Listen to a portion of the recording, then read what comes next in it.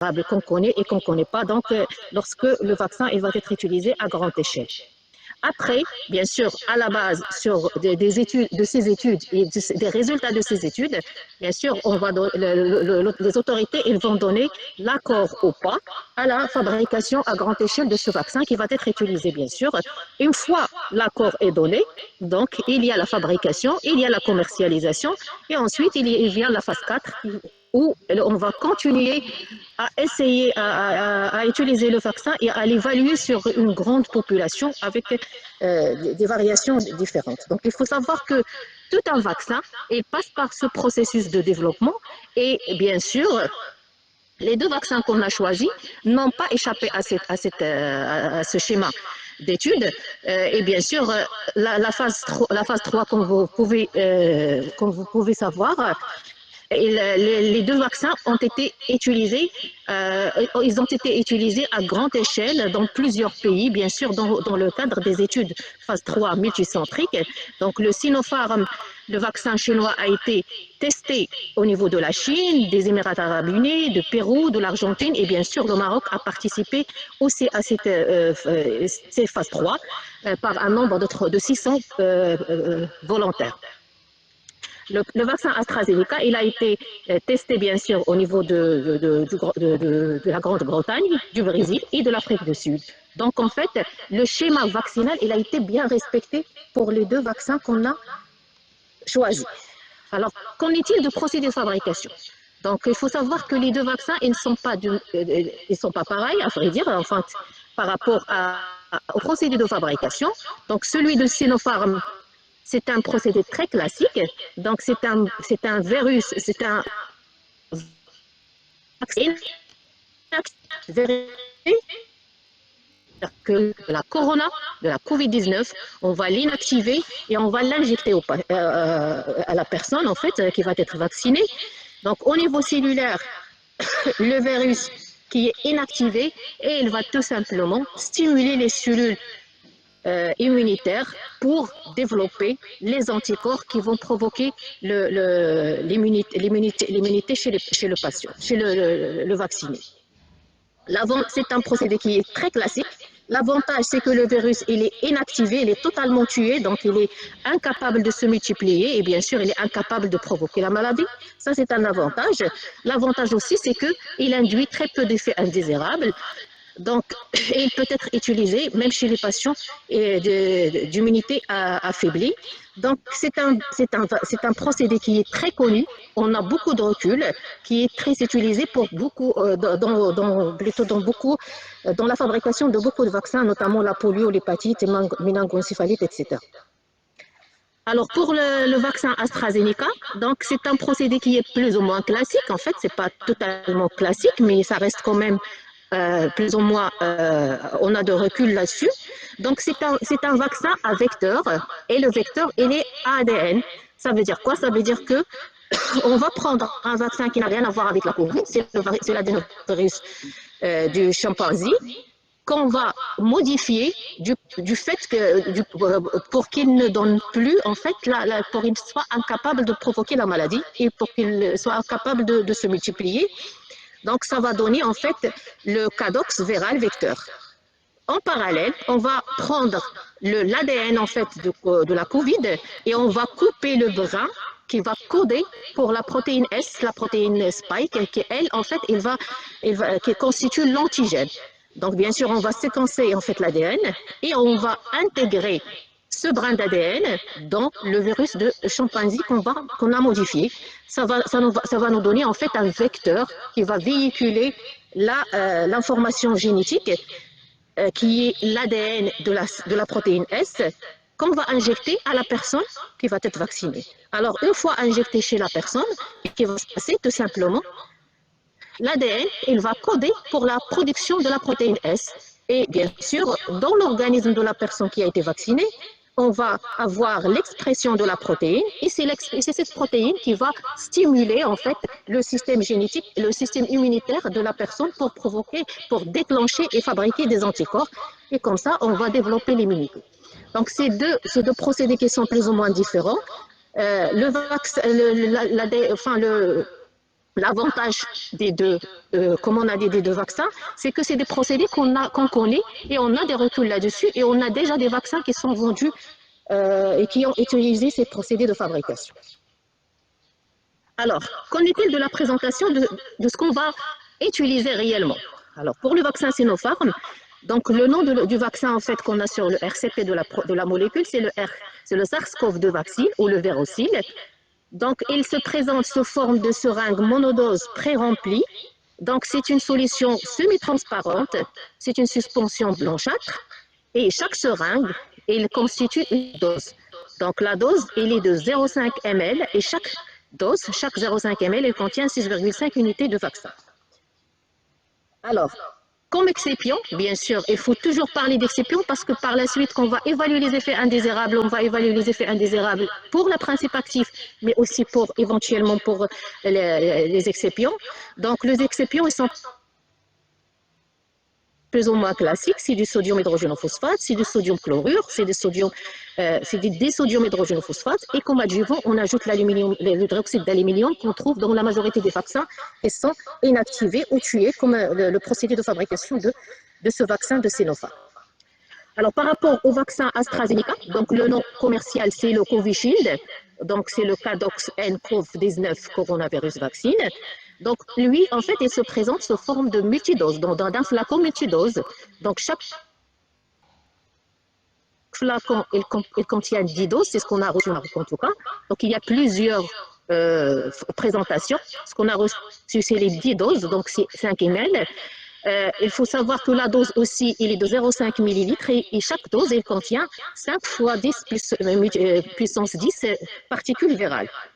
Alors, il se présente sous forme de solution incolore, légèrement brune. Donc, il est limpide, contrairement à l'autre vaccin. Et bien sûr, il peut être légèrement opaque. Il doit être exempt de particules. Les excipients, là aussi, c'est des hydrochloride monohydrate, polysorbate, l'éthanol, le sucrose, chlorure de sodium, les DTA pour la complexation et l'eau pour préparation injectable.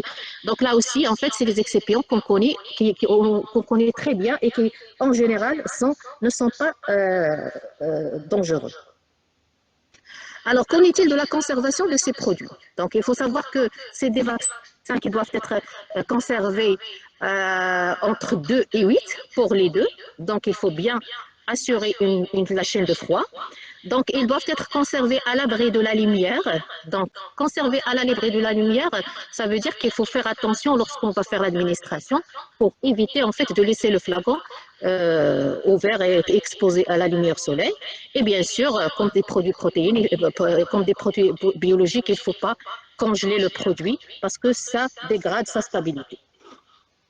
Mais ça, c'est pour le stockage, c'est-à-dire que comment on doit conserver le produit lorsque on le stocke au niveau de la pharmacie ou au niveau de l'hôpital. Maintenant, lors de l'utilisation, et une fois on fait sortir le produit du congélateur, donc là, il y a une différence entre Sinopharm et AstraZeneca. Pour le Sinopharm, donc, comme ce sont des seringues unidoses, donc il faut les utiliser au maximum 30 minutes après leur sortie de réfrigérateur. Par contre, pour l'AstraZeneca, on peut le garder 16 heures, suivant après la première utilisation, mais il faut là aussi insister sur 6 heures à température ambiante parce que si on le laisse 6 heures à température ambiante, en fait, il va être dégradé. Donc, il faut garder la chaîne de froid pendant les 6 heures. Donc, les précautions à prendre pour les deux vaccins, c'est qu'il faut en fait, pour une meilleure conservation, respecter la chaîne de froid sur tout le processus de vaccination, notamment le stockage, le transport et aussi au niveau de l'administration. Et en cas de doute sur le respect de la chaîne de froid, bien sûr, il faut s'abstenir de l'administrer pour éviter tout problème ultérieur. Alors, quelles sont les particularités de l'administration? Donc, pour le schéma vaccinal, il faut dire que les deux vaccins ils vont être administrés sur deux doses. Donc, les deux doses, en fait, de 0,5 ml. Et les deux doses, elles vont être séparées d'un intervalle de 21 jours pour le Sinopharm et de 28 à 30 jours pour l'AstraZeneca.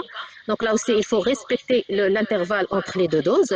L'administration pour les deux, elle se fait par voie intramusculaire stricte, donc de préférence dans le muscle deltoïde. Et comme on a dit en fait tout à l'heure, c'est 0,5 par dose. Donc ça aussi, il faut le respecter pendant l'utilisation.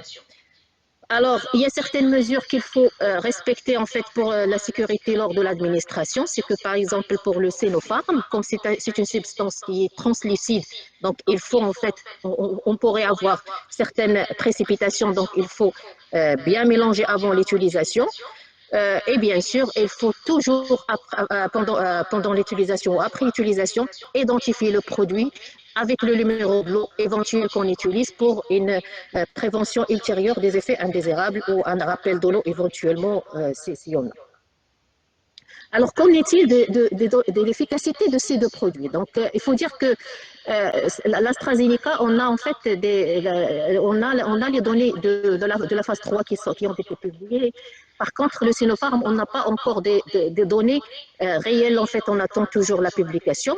Mais on a, en fait, selon les études qui ont été faites jusque-là, donc, ils ont affiché une efficacité à peu près qui dépasse les 70, donc qui peut arriver à 78%.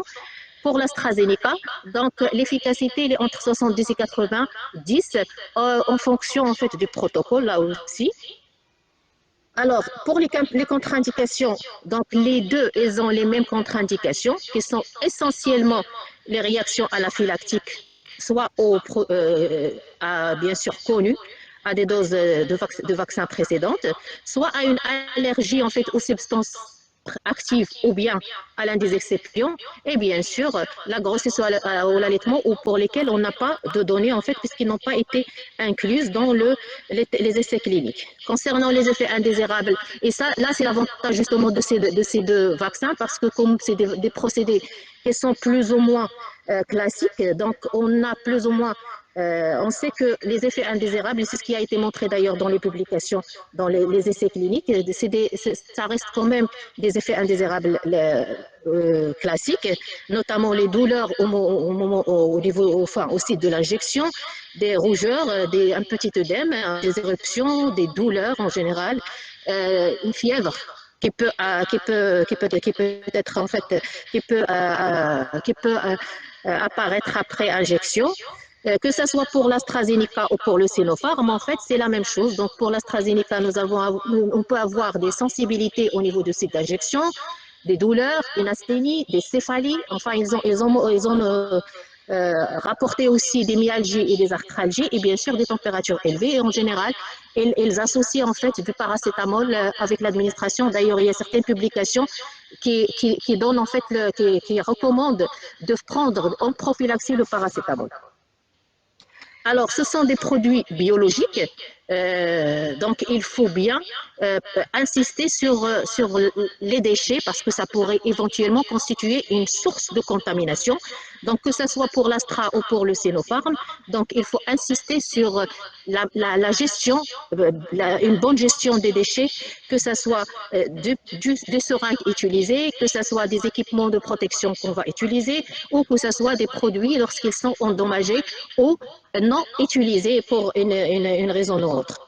Alors, il faut juste préciser que pour l'AstraZeneca, qui est un OGM, donc en plus des précautions essentielles, donc au cas de déversement, il faut nettoyer par un désinfectant virucide pour éviter en fait la contamination du personnel.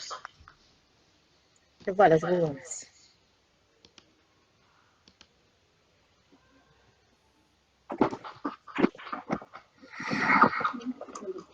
Alors, je remercie Madame le professeur Ekradé donc pour sa présentation sur le vaccin, les deux types de vaccins.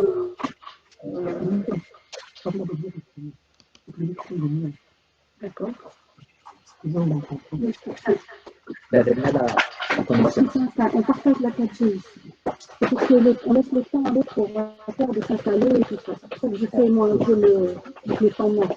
Je meuble. Donc, excusez-moi pour l'interruption.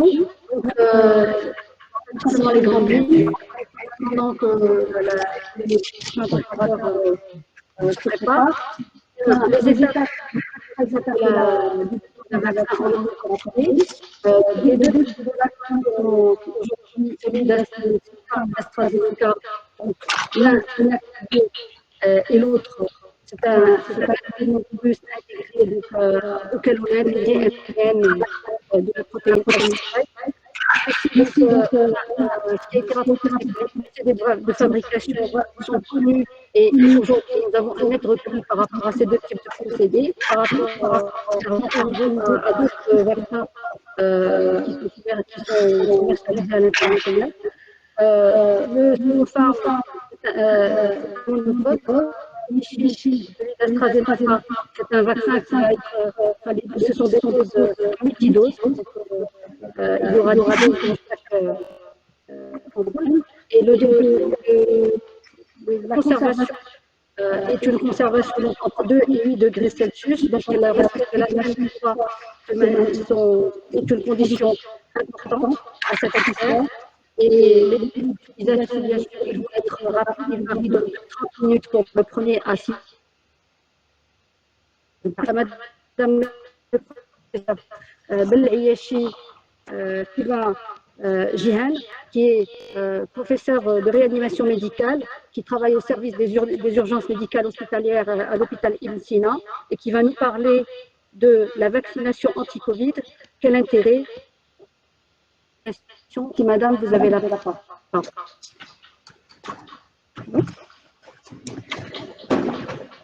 Bonjour à tous. Donc à mon tour, je présente à propos de la vaccination tout ça dans l'objectif de sensibiliser la population médicale professionnelle l'intérêt de cette vaccination. Et dans ce sens, j'aborde la question, l'intérêt de la vaccination et le caractère massif de cette vaccination et quelles sont les indications et éventuellement les contre-indications de la vaccination. Pour ceci, on va suivre le plan suivant, principalement aborder directement l'intérêt de la vaccination, les indications et les contre-indications, quelles sont les précautions que les vaccinateurs vont prendre dans la gestion de la vaccination avant de conclure.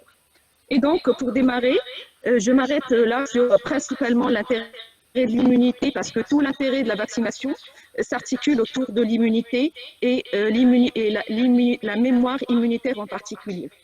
Donc, cette présentation présente un peu le système immunitaire dans sa globalité. Ce qu'on voit autour, c'est tout ce qui peut être comme matériel étranger à notre corps. Et notre corps, il a sa façon d'agir, il a sa façon de faire face grâce à notre immunité. Cette immunité, elle fait face grâce à, je dirais, 3 paliers, mais en particularité, l'immunité innée et par la suite, l'immunité adaptative. L'immunité innée, c'est ce qui fait face, et en fait, c'est elle qui un peu tire la sonnette d'alarme de l'organisme quand il y a un corps étranger qui rentre. Et cette sonnette d'alarme va être transmise à l'immunité adaptative, au deuxième palier, principalement aux lymphocytes, grâce aux cellules dendritiques qui, elles vont essayer de capter et puis présenter l'antigène du virus dans notre contexte. Donc, une fois présenté, il y a toute une cascade d'immunité adaptative qui se déclenche. Et cette immunité adaptative, l'objectif, c'est principalement, l'immunité, c'est des cellules, c'est des lymphocytes qui, eux, ils vont aboutir à la production de 2 profils de lymphocytes, ce qu'on appelle les lymphocytes B. Et dans le projet final principal, c'est produire les anticorps. Et puis les lymphocytes T, dans le projet final définitif, c'est principalement c'est les cellules eux-mêmes qui vont entrer en contact avec le corps étranger. Et donc, cette cascade, elle va se faire sur des étapes. Elle va prendre du temps. Il va prendre du temps. Donc, initialement, c'est un antigène qui rentre dans un corps qui ne le connaît pas. C'est un corps naïf. Et donc, cette réaction va se développer. On aura des lymphocytes qui vont se développer et par la suite qui vont mourir parce qu'ils ont participé à la guerre contre le corps étranger. Et en finalité, il y aura de la mémoire, autant bien de cellules B que de lymphocytes B que de lymphocytes T. C'est ce qu'on appelle une mémoire immunitaire. Donc, une mémoire immunitaire, c'est une immunité qui protège contre l'infection, mais pas l'infection actuelle, l'infection ultérieure. Donc, notre organisme est fait de façon à ce que si c'est un virus ou une composante du virus qui rentre pour la première fois dans notre corps, il ne le connaît pas. Cependant, s'il a été antérieurement en relation avec ce virus ou l'une des composantes de ce virus, il y a cette mémoire immunitaire qui se développe et donc prochainement, il pourra faire face. Ce qui s'est passé dans la pandémie SARS-CoV-2, c'est que tous les organismes, toute l'humanité n'a jamais été mise en contact avec le SARS-CoV-2, avec ce virus. C'est un virus qui a démontré sa virulence, autant bien sur le plan pulmonaire que sur le plan systémique. Il est reproductible, il a un taux de reproduction important, c'est-à-dire qu'un patient infecté peut facilement transmettre l'infection à 3 autour. Et puis, sa nouveauté, c'est surtout chez l'humain qui, lui, il a une naïveté immunitaire, il ne connaît pas le virus, il n'y a pas de mémoire immunitaire. Quand on fait une primo-infection à SARS-CoV-2, donc on va faire la maladie. Notre système immunitaire, il va réagir. Il va réagir d'abord par son immunité innée, qui va faire tous les moyens pour combattre le virus, mais aussi, il y a aussi l'immunité cellulaire qui va se mettre en jeu. Par la suite, quand je termine l'infection, à la fin de l'infection, j'aurai développé une mémoire immunitaire. Mais je termine l'infection, sachant que l'infection, comme ça a été présenté précédemment, elle peut avoir plusieurs aspects. Je peux ne pas du tout présenter des symptômes, je peux faire des signes de pneumonie, comme je peux faire des formes sévères très graves, ou que l'infection tout simplement peut être mortelle et entraîner le décès. Alors la question qui se pose, oui effectivement, je développe une immunité, mais quelle est la qualité de cette immunité quand je fais l'infection et quelle est la durabilité de cette immunité à l'échelle individuelle? Et donc c'est des études qui viennent d'être publiées au cours de ce mois. Maintenant on sait, grâce à le premier travail, qui a principalement évalué ce que produisent les lymphocytes de type B, c'est-à-dire les anticorps, on développerait plus d'anticorps neutralisants, plus l'infection est sévère, plus le taux d'anticorps et éventuellement la durabilité de ces anticorps est importante. Donc, ça veut dire que je vais avoir un taux élevé, mais il faut que je fasse une forme grave et probablement que je m'expose au décès. De l'autre côté, il y a l'immunité mémoire, oui, qui se développe aussi anti le SARS-CoV-2 et qui peut se développer, peut se maintenir jusqu'à 8 mois après l'infection. Maintenant, il existe une grande hétérogénéité de la réponse immunitaire entre les individus. Donc, cela signifie quoi? Cela signifie si j'attends que mon immunité se développe aux dépens de la maladie, ça va dépendre. D'abord, ce n'est pas homogène. Si je fais l'infection, ça dépend de quelle forme de l'infection je fais. Et plus, il faudrait que je m'expose à une forme la plus grave de la maladie pour que je puisse avoir le taux le plus élevé des anticorps. Maintenant, quelle est la qualité et la durabilité à l'échelle collective? Faut-il faire des vagues d'infections répétées au cours des prochaines années jusqu'à ce que 60 à 70% des personnes développent une immunité collective? Et ce qu'on appelle une immunité collective, c'est le fait devrait apparaître lorsqu'un virus ne peut plus se propager facilement, car il rencontre une population qui a un niveau d'immunité qui réduit le nombre d'individus susceptibles d'être infectés. Et là, l'expérience la plus attirante sur le plan épidémiologique, c'est ce qui s'est passé à Manaus, en Brésil, et dont les premiers éléments qui commencent à être publiés expliquent que c'est une population qui est arrivée à un taux de séroprévalence, un taux de population infectée de 76%. et que ce taux est arrivé aux dépens d'une surmortalité par rapport aux années précédentes qui est de 4,5 fois plus par rapport aux années d'avant. Et donc, les auteurs concluent en disant que Manaus fournit un exemple de mise en garde de dissémination non atténuée dans une population, montrant que l'immunité collective n'est probablement pas atteinte, même après des niveaux d'infection, et qu'elle entraîne des coûts inacceptables.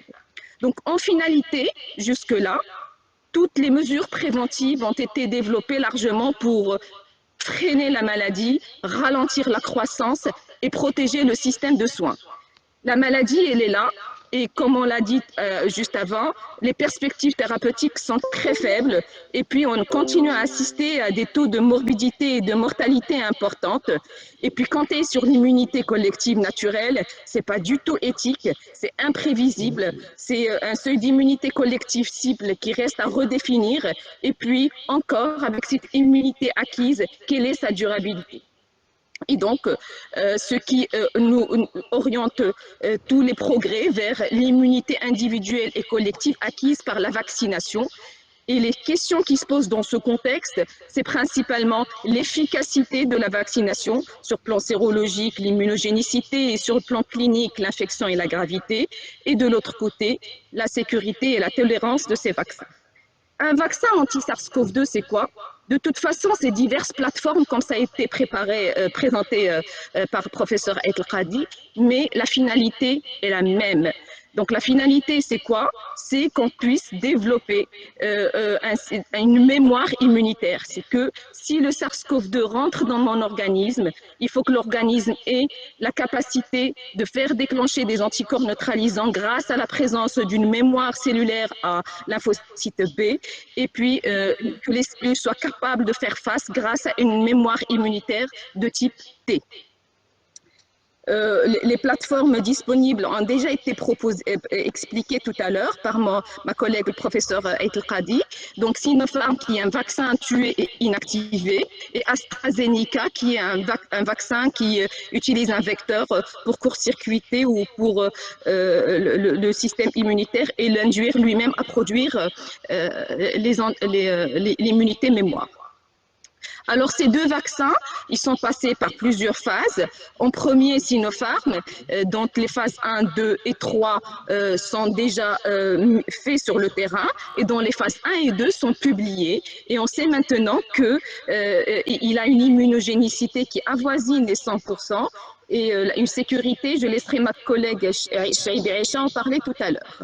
Donc, concernant le vaccin d'AstraZeneca, la même chose, l'efficacité aussi a été, l'immunogénicité et la tolérance a été étudiée dans les études phase 1 et 2, et sur l'étude phase 3, effectivement, on parle d'une efficacité dose dépendante et qui serait de 90% avec des intervalles de confiance qui vont de 67 à 97%, alors que de toute façon, le taux d'efficacité qui est préconisé par l'OMS, il est de 50%. Alors, qui vacciner? Plus on vaccine, moins la première partie de cette plaque, si on considère qu'il y a une personne malade ou deux personnes malades dans un groupe de personnes de 100 personnes, donc facilement, en absence de patients immunisés, tout le monde est malade. Maintenant, si on vaccine 1, 2 ou voire 3 patients, alors que d'autres, 3 personnes, alors qu'il existe 2 qui sont malades, et on laisse les autres naïves sur le plan immunitaire sans vaccination. Donc, on voit de l'autre côté, dans la deuxième partie de la présentation de cette plaque, que facilement, l'ensemble de la population va être infectée, et que c'est que quelques personnes immunisées qui n'ont pas été infectées, et c'est pas ça l'objectif de la vaccination. Effectivement, c'est une protection individuelle, mais aussi une protection collective. Dans la dernière partie, quand on vaccine un maximum de personnes, même en présence de quelques personnes non immunisées, donc on voit que ces personnes ne tombent pas malades parce que tout simplement, ils sont protégés par les gens qui les entourent. Donc, les indications, c'est quoi? Ben, les indications, c'est tout le monde, la population cible à partir de 18 ans. Maintenant, on va procéder par priorité, d'abord pour la population qui est exposée, et puis la population à risque de faire des formes graves, et par la suite, ça sera tout le monde. Avant de procéder à la vaccination, qu'est-ce qu'il faut?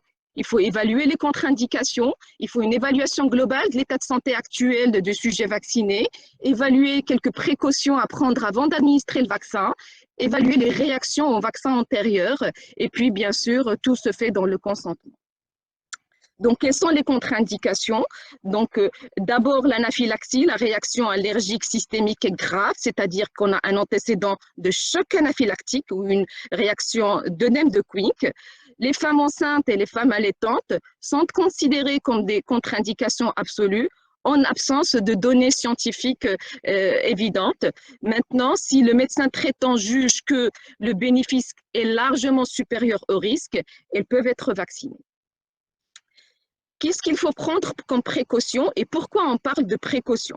Une précaution est une mesure prise lorsqu'un état ou une maladie peut accroître le risque d'effets secondaires après la vaccination ou peut empêcher le vaccin d'induire une immunité.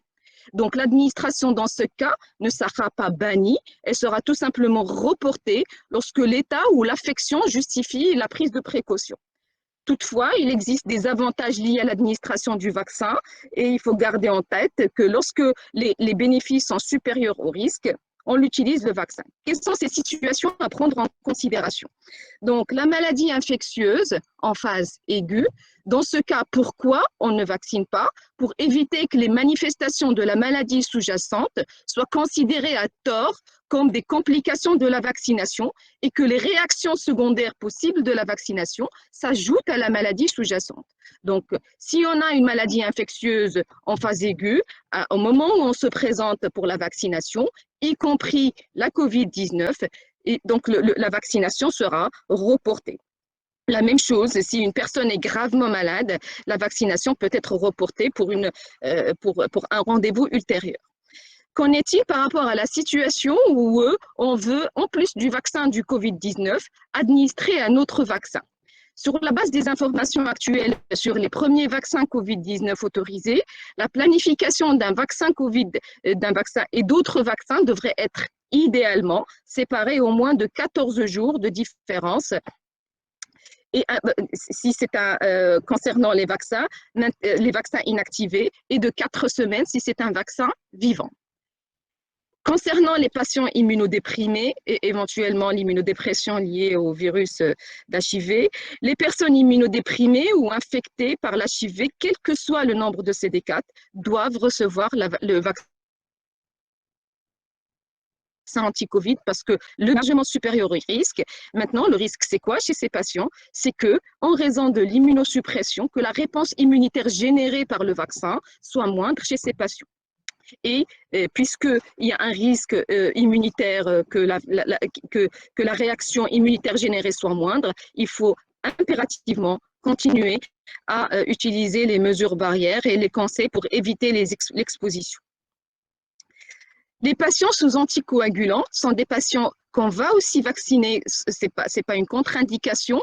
Maintenant, les précautions seront prises dans la mesure d'administration du vaccin. C'est-à-dire qu'il est prévu d'utiliser chez ces patients des seringues plus fines par rapport aux autres et les mesures et l'évaluation sera systématique des pressions avec les mesures locaux de pression ferme appliquées sur le site au moins 2 minutes, éviter le frottement et bien sûr informer le patient sur la possibilité qu'il développe un hématome.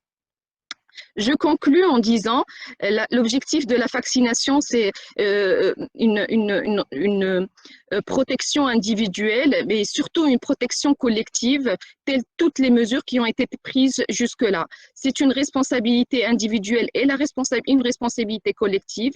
Jusqu'à ce jour, toutes les mesures qui ont été prises n'ont été pas suffisantes pour freiner la maladie. La vaccination est une autre mesure qui va s'ajouter, mais qui ne bannit pas les autres mesures. Il faut continuer à se protéger et je vous remercie.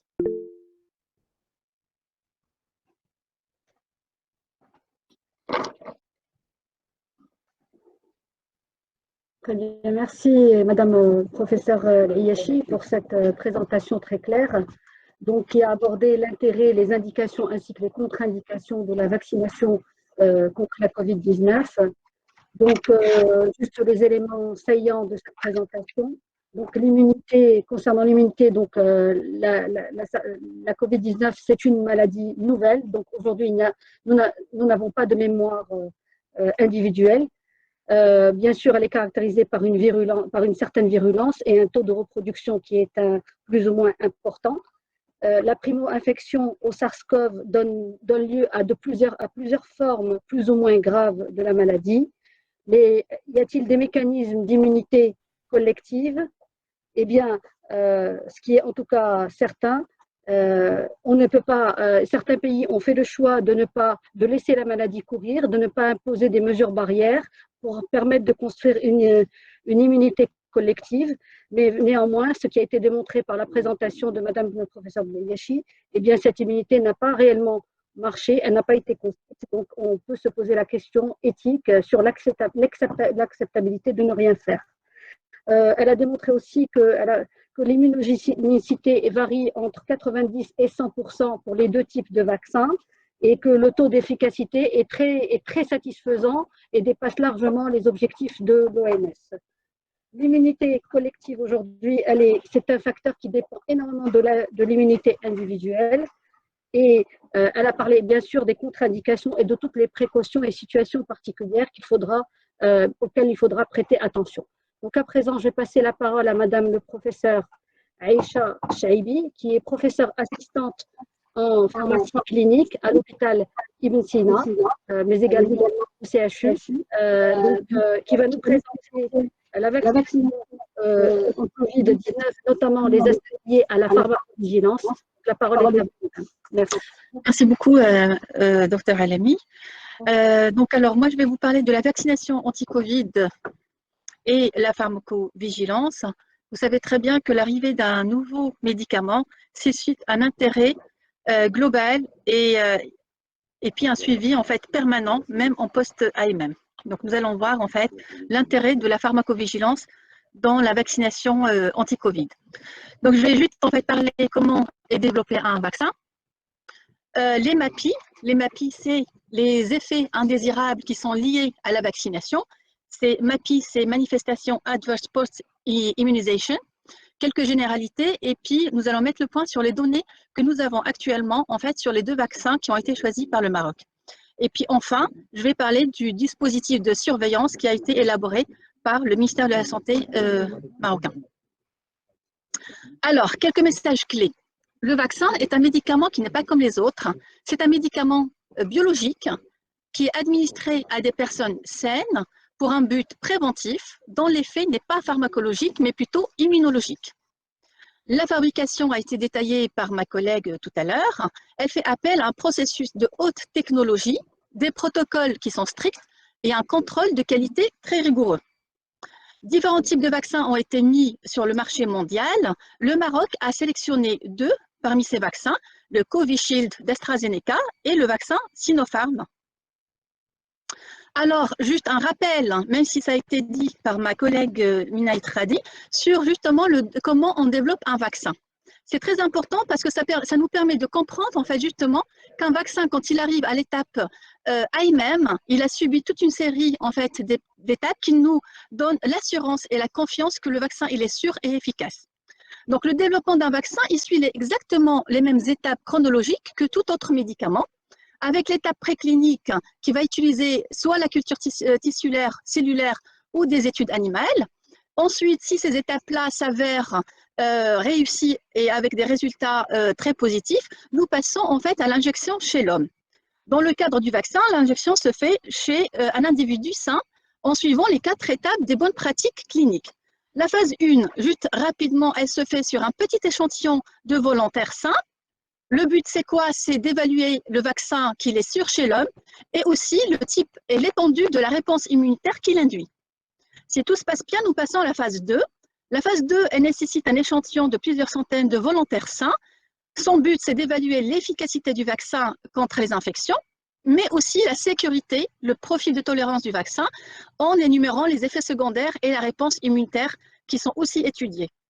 Si tout se passe bien pendant la phase 2, nous passons à la phase 3.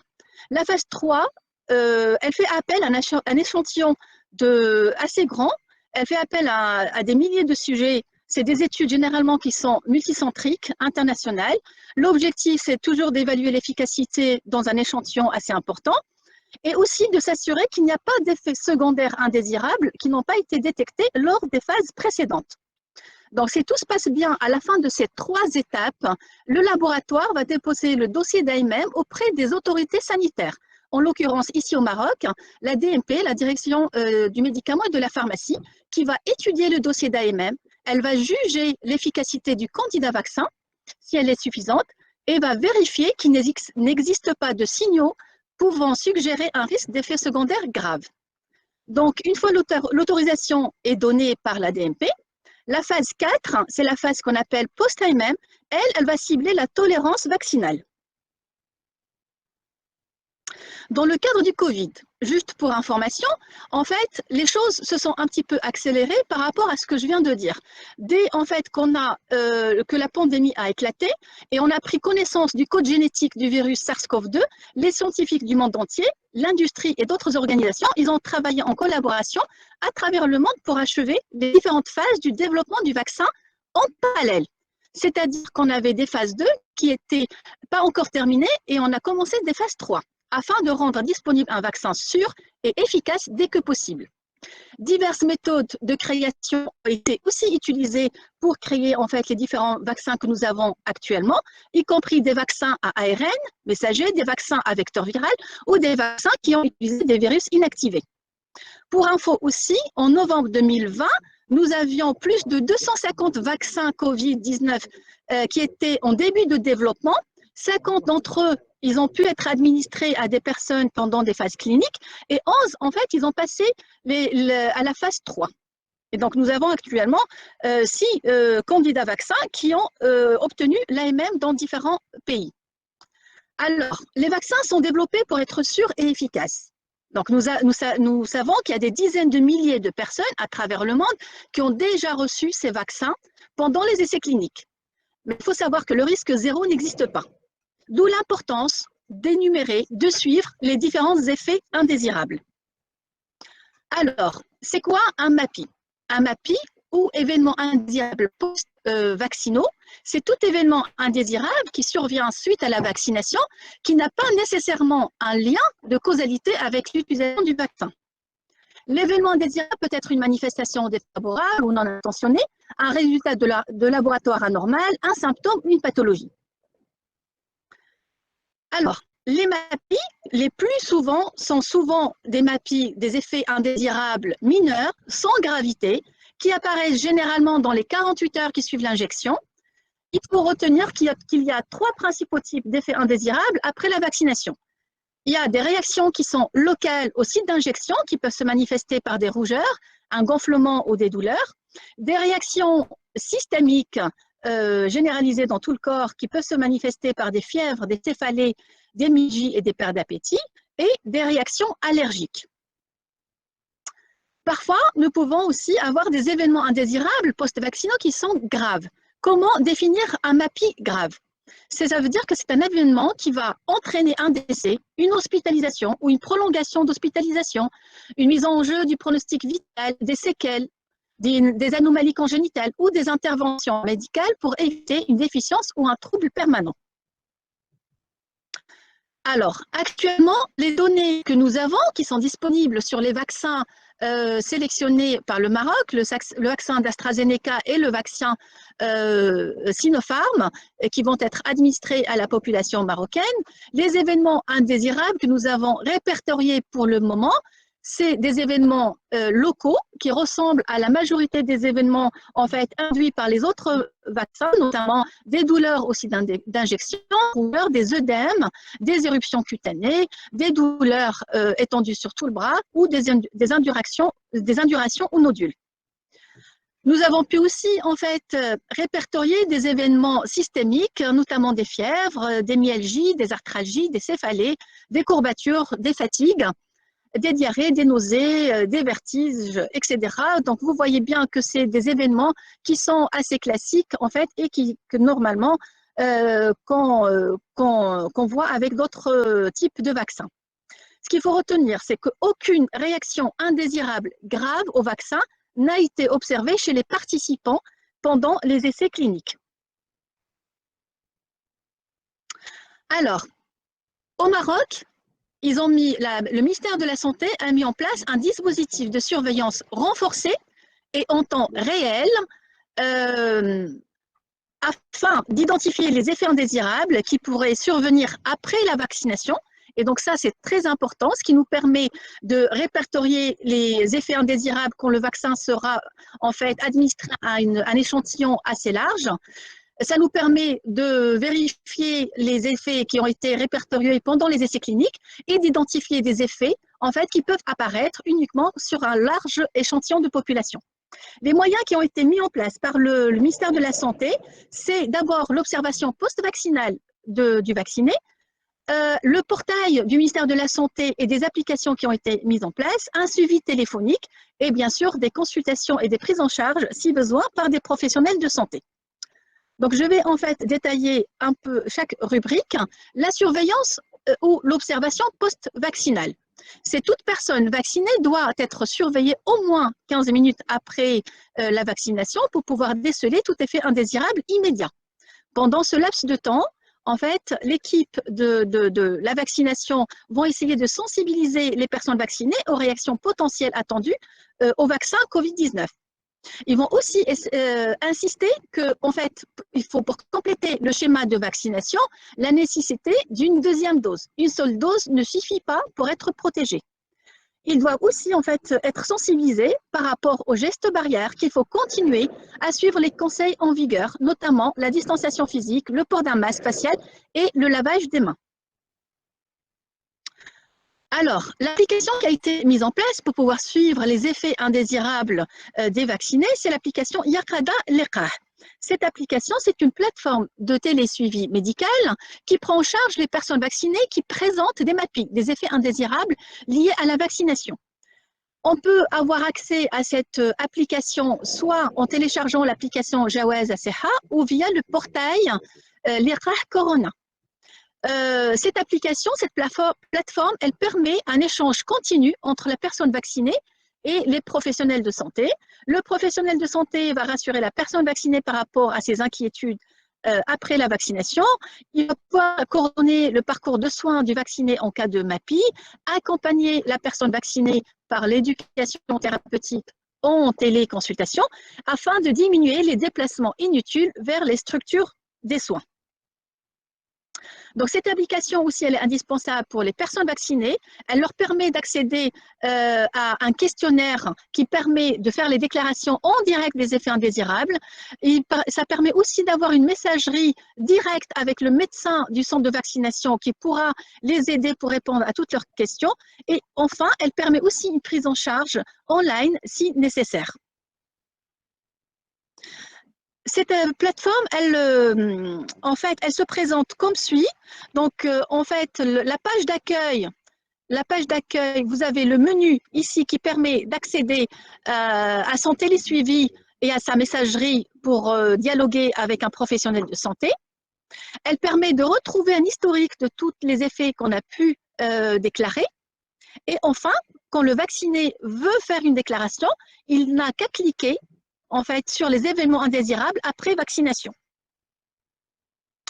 Quand il clique, une série en fait, d'événements indésirables vont suivre et le vacciné va essayer de répondre à la question. Donc, si par exemple, il veut déclarer en fait une asthénie, après il va cliquer sur suivant pour savoir exactement la date d'apparition de cette asthénie. Est-ce qu'elle est juste après l'injection, la date exacte, et après suivant jusqu'à ce que la déclaration soit bien prise en charge pour la valider et l'envoyer sur la plateforme. Il y a aussi la possibilité, en fait, pour les gens qui n'ont pas, en fait, cette application de déclarer directement, en fait, à travers la fiche MAPI qui a été élaborée par le Centre de pharmacovigilance et le ministère de la Santé. Et enfin, les appels téléphoniques. Le ministère de la Santé, il a mis en place 2 lignes téléphoniques pour pouvoir être joignables 7 jours sur 7 et poser leurs questions pour les gens qui n'ont pas pu télécharger Yarkada à des professionnels de santé, en fait, pour répondre à toutes leurs questions. Alors, c'est quoi l'intérêt de cette surveillance des effets indésirables? Quand j'ai dit en fait au début de cette présentation, les vaccins, c'est un médicament qui est nouveau, qui vient d'être mis sur le marché, d'accord? Donc, le système de la surveillance, c'est un système qui est efficace et efficient. Il va permettre de collecter de manière exhaustive les MAPI observés pendant toute la campagne de vaccination et même après. Il va pouvoir analyser les données pour établir le profil de sécurité des vaccins utilisés. Il va pouvoir apporter des réponses appropriées dans les plus brefs délais, identifier et valider les signaux et mettre en place des actions, bien sûr, de minimisation des risques identifiés. Tout cela, bien évidemment, pour assurer la sécurité vaccinale, maintenir la confiance dans le programme de vaccination qui a été élaboré par notre ministère. Donc, c'est très important pour nous, professionnels de santé, d'abord de se protéger. Deuxièmement, protéger nos patients. Et troisièmement, protéger nos familles et notre communauté. Donc, pour conclure, je conclus que les vaccins sont sûrs et efficaces, mais il faut savoir que le risque zéro n'existe pas. La surveillance de la sécurité des vaccins est primordiale pour assurer la sécurité des populations et pour réussir un programme de vaccination. Et je termine sur cette diapo qui résume bien le circuit en fait de la déclaration des MAPI en fait à travers tous les outils que le ministère de la Santé a mis en place. Et je vous remercie.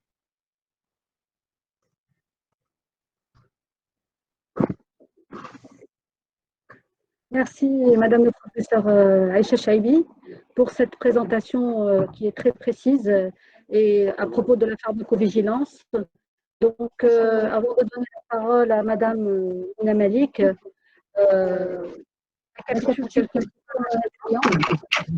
notamment à propos de la pharmacovigilance. D'abord qu'aujourd'hui, sur les 2 vaccins, que ce soit de Sinopharm ou d'AstraZeneca, ils sont tous à une phase avancée, à un stade avancé de la phase 3. C'est un élément important. Que les MAPI, donc, ils ont été définis et qu'il y a plusieurs types de MAPI, donc, avec des réactions locales ou systémiques, et qu'aujourd'hui, au jour d'aujourd'hui, aucune MAPI grave n'a été observée.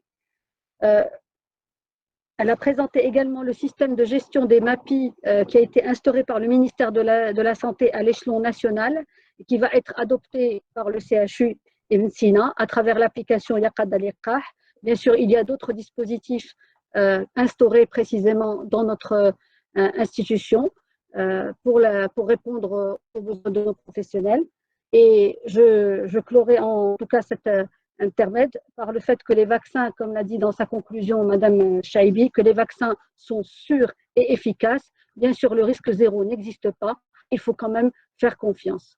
Donc, je donne la parole à Madame Mouna Malik qui va nous parler de la place des professionnels de santé dans le cadre de la division des professionnels de santé. Et je vais vous parler de la santé dans la réussite de la vaccination anti-Covid-19. À vous la parole. Merci, Dr Anami. Donc, bonjour à toutes et à tous. Permettez-moi, avant d'entamer ma présentation, de placer un mot de remerciement à l'égard de tous les professionnels du CHU Ibn Sina pour leur engagement, pour leur dévouement, tous les efforts qu'ils ont déployés pour participer ou être impliqués dans le plan de riposte à la pandémie Covid-19. Aussi, une pensée triste et douloureuse à toutes les personnes qui nous ont été, les collègues qui nous ont quittés durant cette pandémie.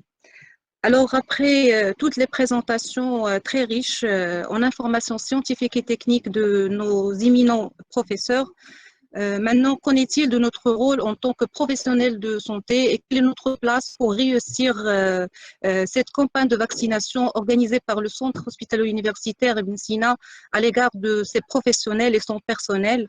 Donc, pour répondre à cette question, dans cette présentation, donc on va aborder les objectifs de la vaccination, les acteurs de vaccination, quels sont les rôles des professionnels dans la campagne de vaccination, quels sont les préalables pour préparer une campagne de vaccination, Quels sont les leviers d'une campagne de vaccination réussie?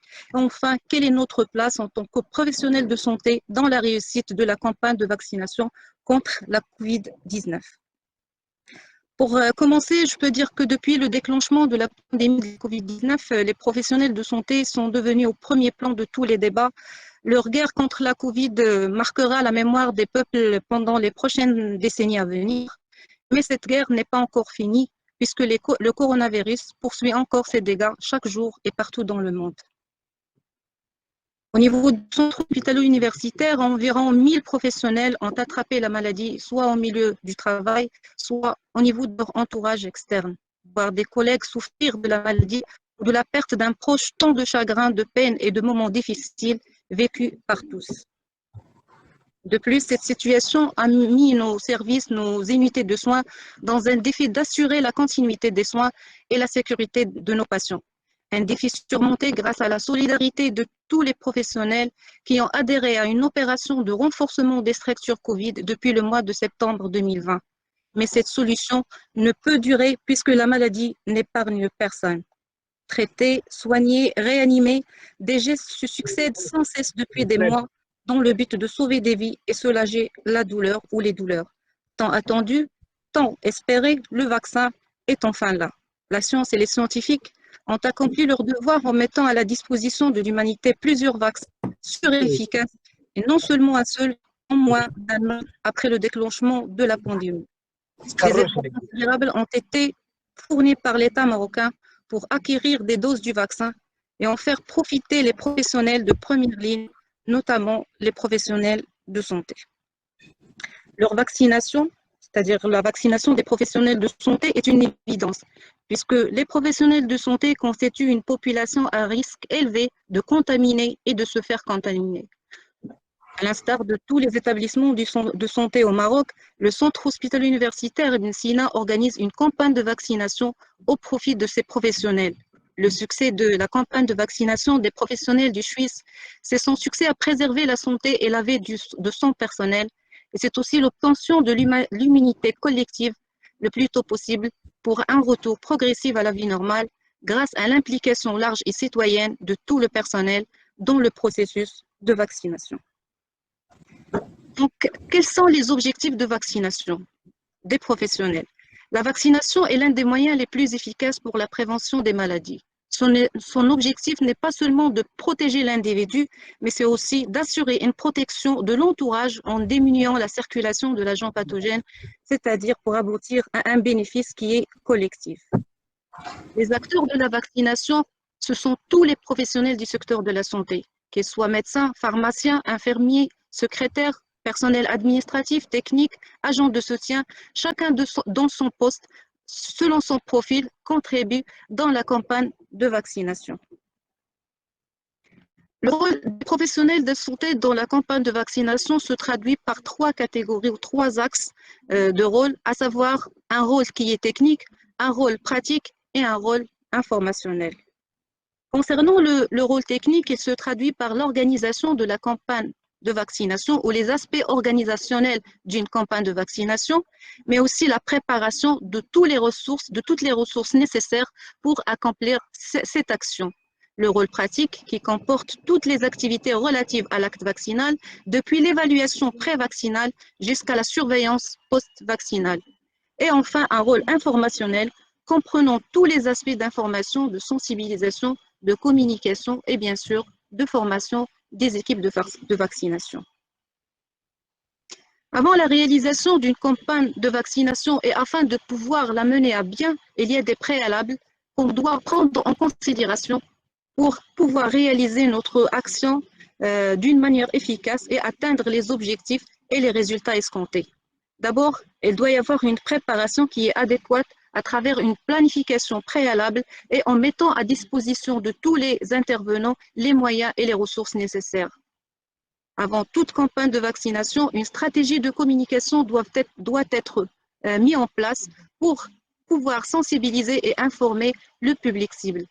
L'accessibilité et la gratuité du vaccin, ce sont 2 conditions incontournables pour pouvoir contribuer à la réussite de cette campagne de vaccination. Bien sûr, la mise à niveau et le développement des compétences des professionnels en matière de vaccination, d'organisation et de gestion aussi, il doit être adapté, bien sûr, selon chaque profil, selon chaque catégorie professionnelle. Un suivi rigoureux à travers la surveillance et l'évaluation et bien sûr un engagement du top management et des décideurs. 9 leviers pour pouvoir réussir une campagne de vaccination, commençant par le concept d'accessibilité qui peut être traduit par une flexibilité des horaires. Donc, pour pouvoir amener les professionnels à venir se vacciner, donc on doit adopter une flexibilité des horaires qui peuvent couvrir tous les quarts de travail, et bien sûr offrir la vaccination sur plusieurs sites. C'est le cas de